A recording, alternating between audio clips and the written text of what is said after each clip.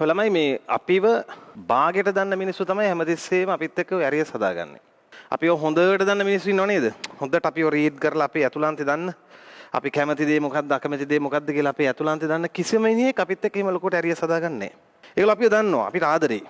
අපේ තීරණ වලට උදව් කරනවා. අඩුපාඩුවක් තිබ්බත් පෙන්වනවා. ඒක වෙනම දෙයක්. ඒවට ඉන්සල්ට් කරන්නේ නැහැ. ඒවා හෙලා දකින්නේ නැහැ. ඒවට ගරහන්නේ නැහැ. ඒවා පාත දාලා පාගන්නේ නැහැ. එහෙම කරන්නේ ගොඩක් වෙලාවට අපිව බාගෙට දන්න කට්ටිය. බාගේ කට්ටිය. බාගේ කට්ටිය ඇසුරු කරන එක හරි භයානකයි. ඇයි දන්නවද? අපි හොඳටම සැලසුම් කරලා පුදුමාකාර ආදරයකින් සංවිධානය වෙන ජීවිතයේ සමහර සංසිද්ධි තියෙනවනේ. ඒ හැම දෙයකදීම අර මිනිස්සු බාල්දියක් දානවාමයි. අනිවාර්යෙන් මොනවා හරි කොකක් අදිනවා. එක්ක බෑ කියලා හරි කියනවා. ඔයාට පුළුවන් මේක කරන්න. එහෙම කිසිම මොරල් එකක් දෙන්නේ නැහැ. ඒ නිසා බාගේ මිනිස්සු ඇසුරු කරන්න එපා. ඔයාලගේ ජීවිතේ ඔයාලව බාගෙට දන්න හැමදේම ඔයාලව බාගෙට ජජ් කරන බාගයක් අහලා ඉතිරි ටික ඒගොල්ලෝ හිතලා ඔයාලට වද දෙන මිනිස්සු කවදාකවත් ඇසුරු කරන්න එපා. ජීවිත ගොඩ යන්නේම නැත. ඔය මිනිස්සු තමයි ගල් ගහන්නේ. අපිව හොඳටම දන්න කවුරුවවත් හෝ අපිව දන්නේම නැති මිනිස්සු කවදාකවත් අපිට ගහන්නේ නැහැ. බාගෙට සෙට්ලා ඉන්න බාගේ අයව තමයි ගහන්නේ. ඒ නිසා හොඳම දේ ඔය ගල් ගහන සීමාව ළමයි එක සීමාවක් දක්වා විතරයි වදින්නේ. ඔයාලට ගල් ගහනකොට කට්ටිය ඔයාලා වට්ටන්න ඔය ගහන ගල් එන්නේ එක සීමාවක් දක්වා විතරයි. ඔය සීමාව තරණය කරන එක තමයි අමාරුමත්. හේතුව ගල් ගහන එකම තමයි. පුළුවන් තරම් බාධක දීලා බලනවා වට්ටන්න. ඒක තමයි හේතුවත්. ඒක තමයි මේ කලාපයේ බාධක පිරි කලාපයක්. ඇත්ත කතාව ප්‍රායෝගිකව අටවන උගුල විතරක් නෙමෙයි. මෙහෙම පිහියෙන් අයින වගේ කියන වචනය පවා අපේ ගමනට බාධාවක් නෙමෙයි. අපිව ගොඩ හිතනවනේ. අන්න ඒකම තමයි නොකරන්න ඕන. දියුණුවට අත්‍යවශ්‍ය වෙන්නේ දියුණුව පතන මිනිස්සු විතරයි. ඒක නොපතන මිනිස්සු දියුණුවට අත්‍යවශ්‍ය නැහැ. ඒ නිසා ගල් ගහන අයට ගල් ගහන්න දෙන්න. කාගෙන මේ දුර තරණය කරන්න. ඔයාලගේ ජීවිතේ එක සීමාවකට එහායින් උඩට ගියාට පස්සේ ඔය ගහන ගල් ආයෙ වදින්නේ නැහැ.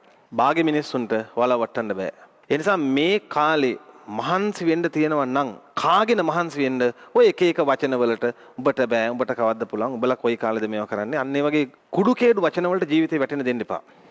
එක දවසක උඩටම ගියාම ඔයාලට තේරෙයි මේ පල්ලේ ඉඳන් මේ ගල් ගහන කට්ටිය නිකන් ඒගොල්ලෝ සෙල්ලම් කරනවා ඒ ගතියක්. හේතුව දන්නවද? ගහන ගල් ආයෙම වැටෙන්නේ යාළ ගොල්ලටම තමයි. ඔයාලා ඊට උඩට ඇවිත් බය වෙන්න දෙයක් නැහැ. ඒ නිසා කාගෙන උඩටම යන්න. මැද රැඳෙන්න එපා. ඇත්තම කතාව ළමයි තමන්ගේ කඳුළු වලට වටිනාකමක් දෙන්න ඕන. කඳුළු තියෙන්නේ මේ තමන්ව රිදවන්න බලාගෙන එන මිනිස්සු තමන්ව රිදවන වෙලාවට එළියට දාන්න නෙමෙයි. ඒක නිකන් තමාගේ කඳුළු වලට කරන අපහාසයක්. කඳුළු හලන්න ඕන ඇත්තටම අපි ආදරය කරන මිනිහෙක් අපින් වෙන් වෙලා ගියොත්. තේරුණාද? ඇත්තටම අපි කැමති දෙයක් අපිට ලැබුණ නැත්තම් කඳුළු හැලෙන්න ඕනේ. එතකොටයි. අපිව රිදවන්න ආපු කෙනෙක් නිසා අපි හිත රිදවගෙන කඳුළු හලනවා නම් ඒක අපි අපේ කඳුළු වලටත් කරන අපහාසයක්. ඒ නිසා රිදවන මිනිස්සු රිදවද්දී කඳුළු හලන්න එපා. ඒ වෙලාවට ලොකු මොරාල් එකක් ගන්න හිතට. මමට රිදෙව්වා. මම රිදව ගන්නෑ. මම නැගිටිනවා. මිනිස්සු රිදවන්න දියුණු වෙන්න. කඳුළු වලට වඩා ඒක බලවත්. දවසක ජයග්‍රහණය කරාට පස්සේ සතුටට කඳුළු හෙළුවට කමක් නැහැ. ඒ කඳුළු වලට වටිනාකමක් තියෙනවා. ඒ කඳුළු වලට තමන්ගේ ජයග්‍රහණයට උරුමයක් තියෙනවා. අනිත් එක ළමයි දියුණු සමාජය ඇතුලේ මොන දේ කවුරු කොහොම කිව්වත් පුදුමාකාර ආස්වාදයක් තියෙනක වෙනම එකක්. ඒක එතෙන්ට ගිහිල්ලයි බලන්න ඕන. හැබැයි මම පිළිගන්නවා එතෙන්ට ගියාට පස්සේ ඊට පස්සේ ඇත්තටම යාට ජීවිතය ගැන ඇත්ත තේරෙන්න ගන්නවා. මේ හැමදේම తాවකාලිකයි. යම් දවසක අපිට මේවා දාලා යන්න වෙනවා. ඒ නිසා මං හොඳ මිනිස්සෙක් වගේ ඉන්න ඕන වගේ හැඟීමක් මිනිහෙකුට එනවා. එහෙම හැඟීමක් එන්නේ නැත්නම් ඒ කියන්නේ මිනිහා දියුණු වෙලත් නැහැ. හොඳට බලන්න දියුණු වෙච්ච මිනිස්සු දිහා. බොරු ආටෝප තියනවද? නෑ. මේ බොරු ආටෝප තියෙන්නේ දියුණුයි කියලා හිතන් ඉන්න අය ළඟ. දියුණු අය ළඟ නෙමෙයි. දියුණු අය ළඟ එහෙම ගැටලුවක් නෑ. ඒගොල්ලෝ හරිම සරලයි. ඒගොල්ලන්ගේ ජීවිත අල්පෙච්චයි. මවන්න දෙයක් නෑ. රඟපාන්න දෙයක් නෑ. ඇත්තටම දියුණුලා බලන්න. එතනදී ඔය කඳුළු නේද? අසවලා මට රිදෙව්වා කියන ඒවා.